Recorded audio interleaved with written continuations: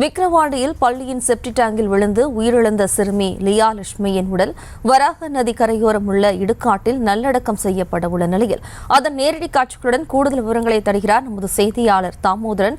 வணக்கம் தாமோதரன். உயிரிழந்த சிறுமியின் உடலானது நல்லடக்கம் செய்வதற்கான ஏற்பாடுகள் நடைபெற்று வரும் நிலையில் அங்குள்ள நிலை என்ன விவரம்? வணக்கம் ஜெயஸ்ரீ.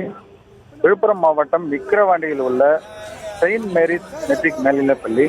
இந்த பள்ளியில் படித்து வரும் மாணவி லியா லட்சுமி அவர் எல்கேஜி வகுப்பு படித்து வந்துள்ளார். இந்நிலையில் நேற்று காலை அவர் செப்டி டேங்கில் இருந்து மர்மமான முறையில் உயிரிழந்துள்ளார்.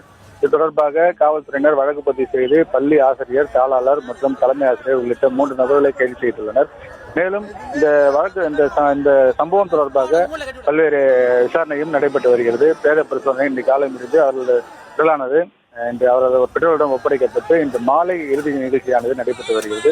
தற்போது மாலை 4 மணி அளவில் அவரது இறுதி நிகழ்ச்சி தொடங்கியது. தற்போது விக்கிரவாண்டி பகுதியில் உள்ள முக்கிய வீதிகள் வழியாக அந்த இறுதி ஊர்வலமானது நடைபெற்று இன்று அந்த விக்கிரவாண்டியில் உள்ள விழுப்புரம் திருச்சி தேசிய நெடுஞ்சாலை அருகே உள்ள வராக நதி கரையோரம் நல்லடக்கம் செய்யப்பட உள்ளது. அதற்காக தற்போது அந்த இடுகாடை நோக்கி தற்போது அந்த உடலானது எடுத்துச் செல்லப்பட்டு வருகிறது. இந்த காவல்துறையினர் பாதுகாப்பு பணியில் ஈடுபட்டு வருகின்றனர். சுமார் 50க்கும் மேற்பட்ட காவல்துறையினர் இந்த இடுகாட்டுக்கு எடுத்துச் செல்லும் வழியில் அவர்கள் காவல்துறையினர் இந்த சடலத்துடன் சென்று வருகின்றனர். அது மட்டுமின்றி பொதுமக்கள் மற்றும் உறவினர்களும் நீண்ட வரிசையில் கும்பலாக சென்று அந்த நல்லடக்கம் செய்யப்பட உள்ளது. அந்த சிறுமியின் லியா லட்சுமியின் உடலானது தற்போது வராக நதிக்கரை ஓரம் உள்ள இடுகாடு பகுதியில் நல்லடக்கம் செய்யப்பட உள்ளது.